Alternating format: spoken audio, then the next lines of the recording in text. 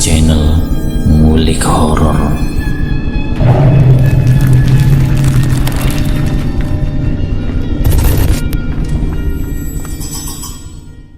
Assalamualaikum warahmatullahi wabarakatuh. Jumpa kembali di channel Ngulik Horor. Channel ini menceritakan tentang kisah-kisah misteri. Pada kesempatan kali ini saya akan melanjutkan kisah misteri yang berjudul Darah Wanita Iblis. Seperti apa kelanjutan ceritanya? Mari kita lanjutkan ceritanya. Dalam sekejap makhluk itu sudah menindihku.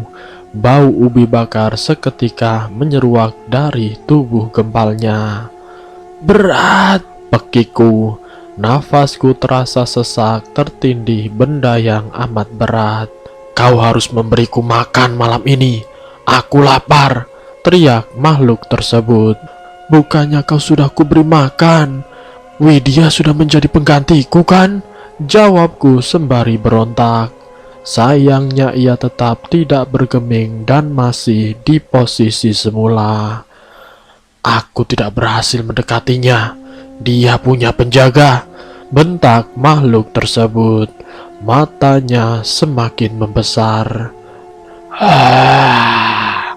Makhluk itu menghirup nafas dalam. Darah headmu amat wangi.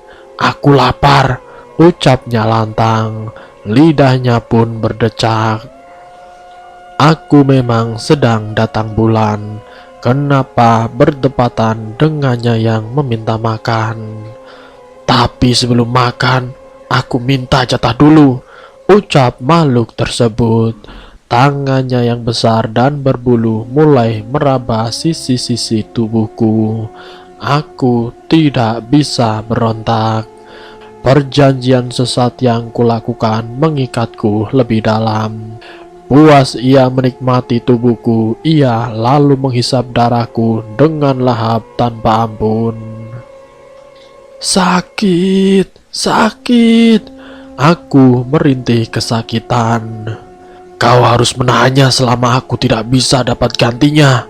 Jika kau tidak suka, cepat cari tumbal untukku, geram makhluk itu. Setelah ia puas dan kenyang, makhluk itu tidak pergi. Ia tegak di sudut kamar memperhatikan semua gerak-geriku. Aku takut, tapi lebih takut lagi jika arwah Fadlan menggangguku. Ma, ayo kita pergi dari kosan ini, Ma. Kita pindah ke rumah yang lebih besar, ajakku kepada mama yang sedang masak di dapur. Ayolah, mama juga sudah bosan tinggal di kosan jelek seperti ini, gerutu mama. Mes, kamu nyium bau bangkai gak sih? Sepertinya baunya tidak jauh, Mes, mama berkata sambil mengendus-ngendus. Dek, jangan sampai mama tahu jika itu adalah bau bangkai Mas Fadlan. Bisa-bisa mama jantungan. Mungkin itu bau bangkai tikus yang kejepit, mah, jawabku asal. Oh iya, bisa jadi, Mas. Mobil Fadlan sudah lama di sini, kok tidak diambil-ambil sama Fadlan? Lagi-lagi mama bertanya tentang Mas Fadlan. Mas Fadlan lagi keluar kota, mah. Mobilnya dititipin di sini. Kan dia sudah cerai, mah. Aku berbohong kepada mama. Serius, Mes, kau memang hebat, puji mamaku. Iya dong, anak siapa dulu? Anak mama gitu. Dan kami pun tertawa bersama. Wah, ada mayat. Pagi-pagi suara para tetangga sudah heboh perihal penemuan mayat pria di gudang rumah. Aku pura-pura ikut melihat pria yang tidak lain adalah Mas Fadlan. Beruntung sedari malam mama sudah kuajak menginap di apartemen yang sudah kubeli. Aku sengaja pulang kembali ke rumah untuk mengambil barang-barang yang tertinggal. Beruntungnya lagi selama ini Mas Fadlan tidak pernah turun dari mobil dan masuk ke rumah sehingga semua tetangga tidak mengenalnya. Jadi aku bisa leluasa seperti tidak punya dosa. Dia bukan orang sini, sahut seseorang tetangga. Ya ampun, mengenaskan sekali ya, sudah rusak pula, sahut yang lain. Cepat, lapor polisi, ucap yang lainnya. Daripada jadi soal, aku berbalik dan berpura-pura tidak tahu. Bisa berabe jika mereka tahu akulah penyebab kematian Mas Fadlan. Aku naik ke dalam mobil dan dalam hitungan detik aku sudah pergi dari kosan yang menyimpan mayat Mas Fadlan. Pov Widya. Assalamualaikum. Ku dengar suara salam dari ujung sana. Waalaikumsalam, jawabku. Lalu seseorang masuk ke kamarku dengan memakai seragam polisi lengkap. Dengan Ibu Widya, tanyanya dengan raut wajah serius. Iya pak, saya Widya, jawabku lirih. Hatiku berkata ada sesuatu besar yang akan disampaikan Pak Polisi. Maaf Bu, saya mau menyampaikan berita duka untuk Ibu. Saya harap Ibu bisa sabar menerimanya ya, papar Pak Polisi. Memangnya ada apa Pak? Jawabku dengan bibir bergetar. Suami Ibu Pak Fadlan telah ditemukan dengan kondisi mengenaskan di dalam gudang. Sepertinya beliau sudah meninggal sekitar seminggu yang lalu. Jelas Pak Polisi. Bak disambar petir, tubuhku bergetar hebat, kepalaku seketika pusing dan berputar. Widya, ku pincingkan mata. Sartika duduk di sisi ranjangku. Wajahnya menatapku mendung. Sar, kamu sudah sembuh, ucapnya lirih. Ia mengangguk dan menggenggam tanganku. Sabar ya Wid. Ia menatapku penuh makna. Sabar kenapa Sar? Aku benar-benar tidak mengerti maksud dari ucapannya. Aku tadi mimpi ada polisi datang ke sini Sar. Terus dia bilang Mas Fadlan meninggal. Untung cuma mimpi. Bola mataku memutar dan mengelus dada. Kamu gak mimpi Wid. Tadi memang ada polisi ke sini. Polisi melacak dari handphone Mas Fadlan yang tertinggal di gudang tempat ia ditemukan. Aku menjelaskan kepada Sartika. Tidak mungkin, tidak mungkin. Aku berteriak. Aku menolak percaya pada omongan Sartika. Tapi tatapan sayu Sartika mengoyahkan keteguhanku. Sabar ya Wid. Sartika membawaku dalam pelukannya. Aku tidak kuasa menahan tangis, dadaku rasanya amat sesak.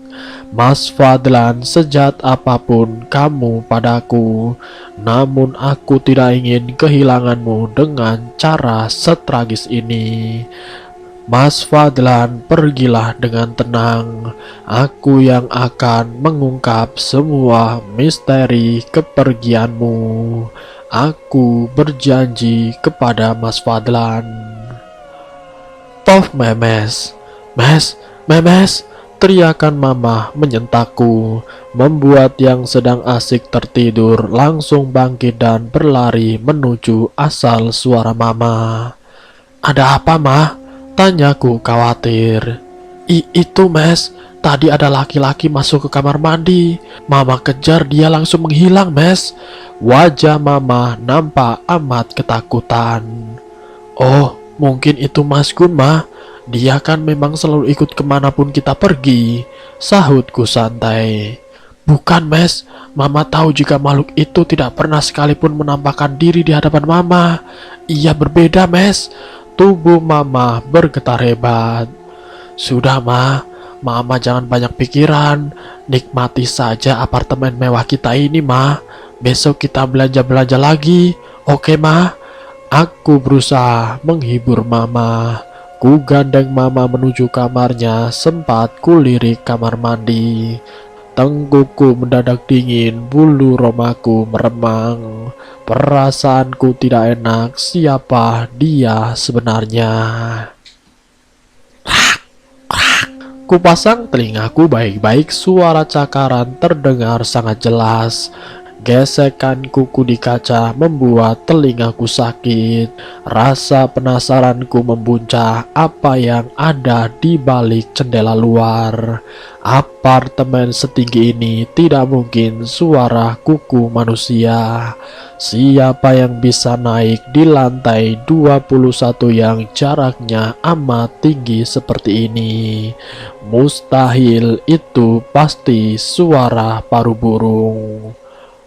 Lalu kemudian kulangkahkan kaki menuju tirai yang menutupi jendela. Perlahan tapi pasti segera kusibak tirai itu. Dan lalu kemudian seret, dua wajah yang amat ku kenal menatapku tajam dengan wajah pucat menyeringai. Mereka terkikik menampakkan dua giginya yang tajam. Kaki mereka mengambang dan tertawa mengejekku yang kini gemetar ketakutan. Memes, Memes, lirih mereka memanggil namaku. Tangan mereka melambai seolah mengajakku ikut mereka. Nania, Fadlan, ucapku dengan bibir gemetar. Ikut kami, Mes. Nania wanita brengsek itu tertawa menyeringai. Rambutnya yang panjang berkibar diterpa angin malam. Matanya melotot dengan lingkaran hitam mengelilingi. Gaun putihnya tidak mampu menutup kakinya yang menggantung. Mes, tolong aku, Mes. Aku lapar. Lelaki pucat itu menjulurkan lidah panjangnya yang bercampur dengan darah menjilati kaca dengan tatapan mata kosong dan terbuka lebar.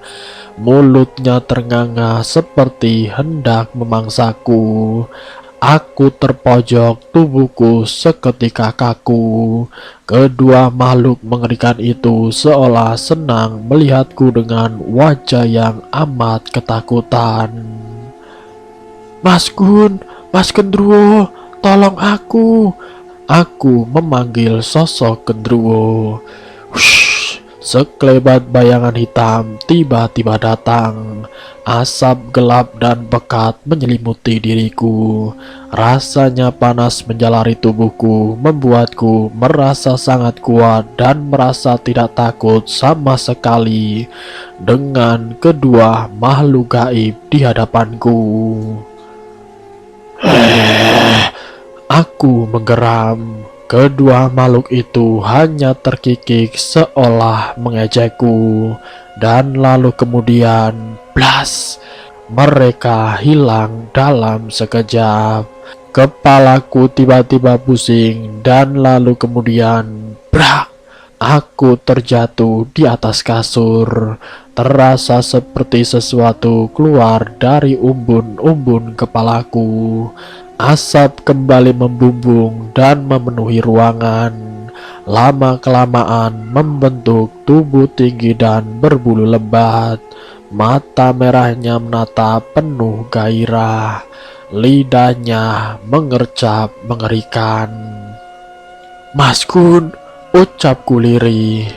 Aku lapar, Mes, desis makhluk tersebut. Ia merayap mendekati tubuhku. Aku hanya bisa pasrah ketika tubuh gembal berbulu itu dengan liar menjamah tubuhku. Sampai saat ini aku belum bisa memberikan tumbal pendarahan. Semenjak memberi makan dirinya, darah headku seolah enggan berhenti. Sudah lebih 2 minggu darah itu terus saja deras hingga membuat tubuhku lemas.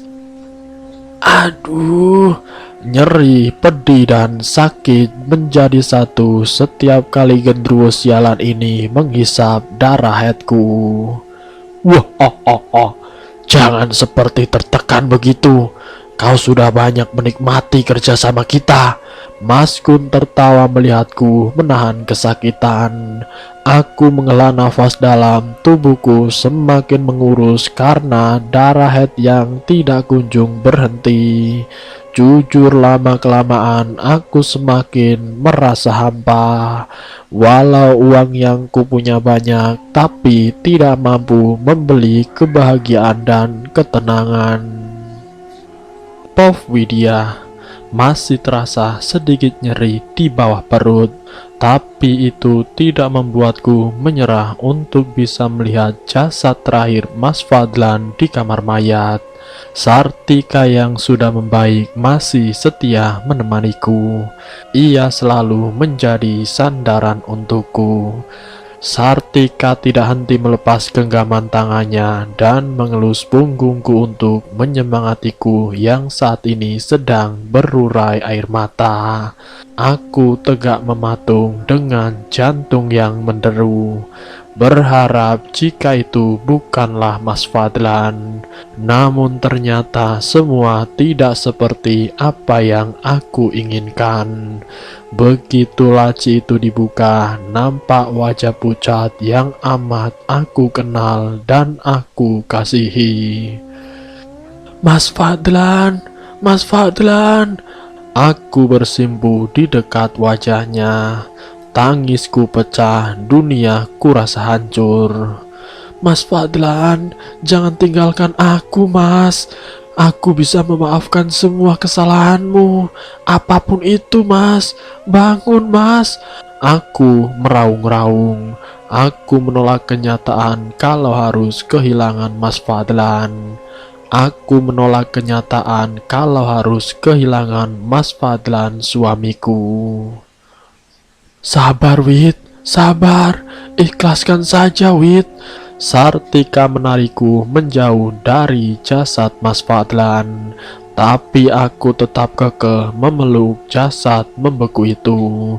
Aku pun terisak hingga aku sulit untuk bernafas. Mataku sembab, air mata itu seolah enggan berhenti, menjadikan genangan di wajah suamiku yang pucat dan dingin membeku. Sartika memelukku. Untuk seperkian detik kurasa tubuhku bagai melayang tidak menapak di tanah. Sabar, Wit, kamu harus bangkit, ujar Sartika. Iya, Sar, kasihan Mas Fadlan. Sabar, Wit, kamu harus bangkit. Kasihan Mas Fadlan, Wit, dia harus segera dimakamkan.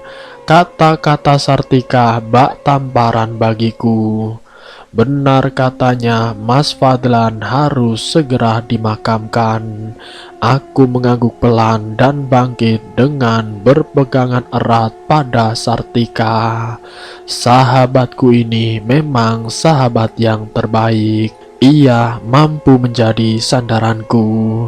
Perlahan kami beranjak meninggalkan tubuh beku suamiku, melirik sekilas ke wajahnya yang pucat, melangkah pelan untuk mengurus administrasi suamiku. Aku ingin segera membawanya pulang dan mengurus pemakamannya. Bagaimana, Bu? Apa kita lanjutkan penyelidikan ini? Pak Polisi menghubungi di tengah-tengah kesibukanku mengurus kepulangan jenazah Mas Fadlan. Nafasku pun kembali tersengal. Hentikan saja, Pak. Saya sudah ikhlas. Lirihku ucapkan kalimat itu. Aku tidak ingin mengingat lagi keburukan dari suamiku. Biarkan saja semua hal buruk yang telah terjadi. Aku hanya ingin hidup tenang sekarang. Aku takut ketika mengetahui semua kebusukan dari suamiku. Aku menjadi membencinya dan tidak ikhlas memberi penghormatan terakhir untuknya. Maaf, Mas. Aku tidak akan mencari tahu perihal kematianmu. Apapun itu, aku sudah memaafkanmu, Mas. Lirikku di tengah suara ambulan yang memecah keheningan malam. Kamu benar, Wit. Kamu harus kuat. Sartika tersenyum manis padaku dan aku mengangguk setuju. Keluarga dan kerabat juga tetangga sudah ramai berkumpul di dalam dan di depan rumah. Raungan dan tangisan menyambut kedatangan jenazah Mas Fadlan. Malam itu juga tubuh Mas Fadlan dimandikan dan dimakamkan karena bau menyengat pada mayatnya yang sangat mengganggu indera penciuman. Walau dalam kondisi lemah, aku tetap ikut mengantarkan Mas Fadlan ke tempat beristirahat terakhirnya.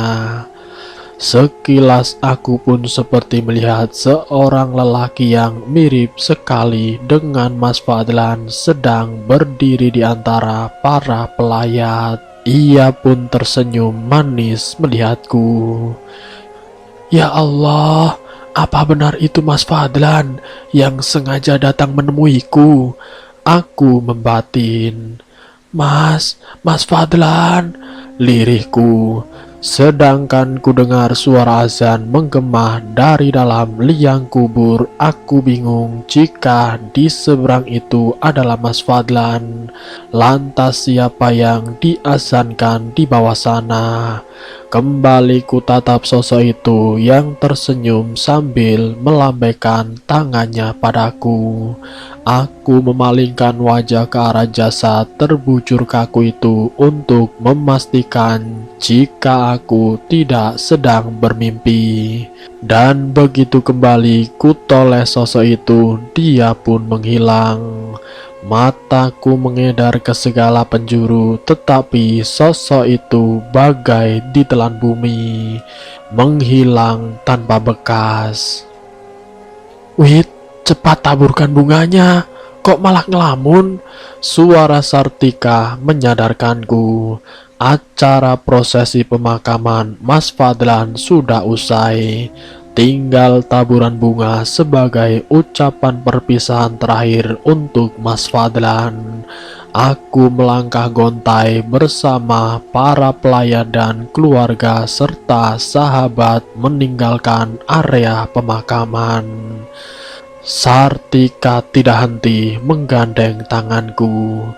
Ia selalu menghapus air mataku yang jatuh.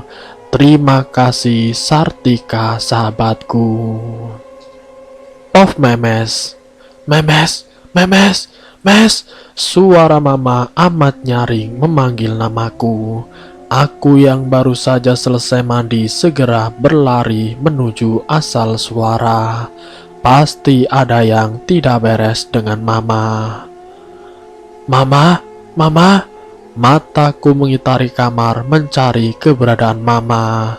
Namun tidak nampak sosok mama di dalam kamar. Padahal aku sangat yakin suara mama berasal dari kamar. Mama. Senyap tidak ada jawaban. Di mana mama? Kakiku melangkah pelan mencari mama di semua sisi kamar. Namun tiba-tiba mataku terkejut ke lemari pakaian yang sedikit terbuka.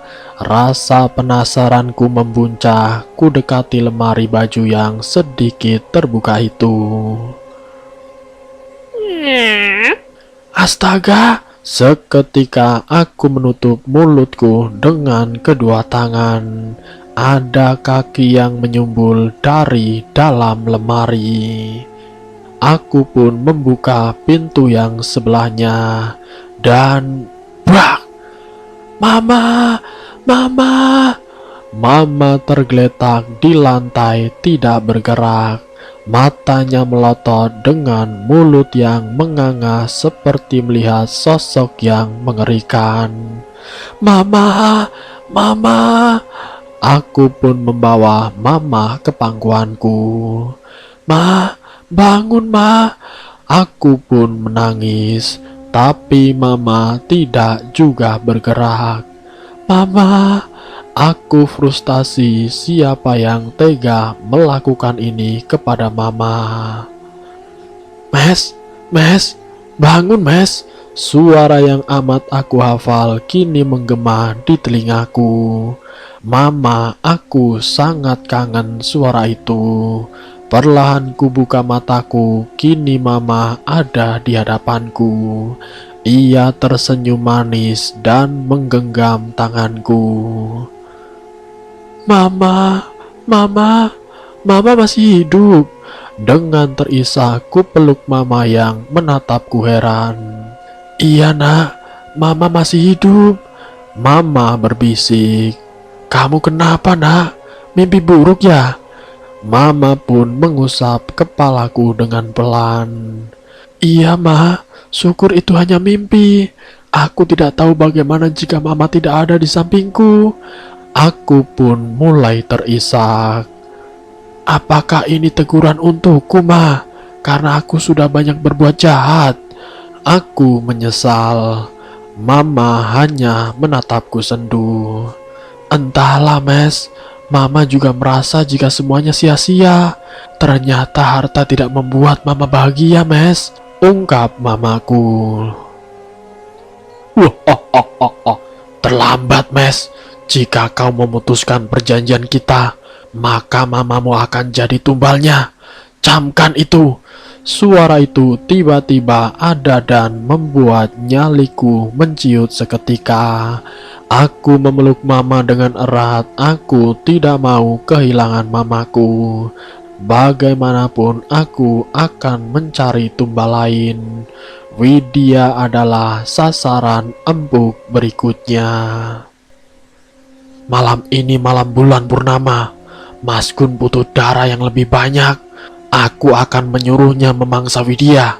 Aku membatin. Senyum jahat terluas tipis di bibirku.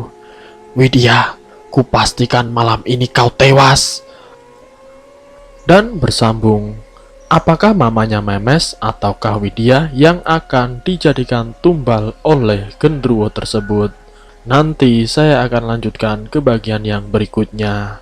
Jadi untuk kalian tetap stay di channel ini. Wassalamualaikum warahmatullahi wabarakatuh.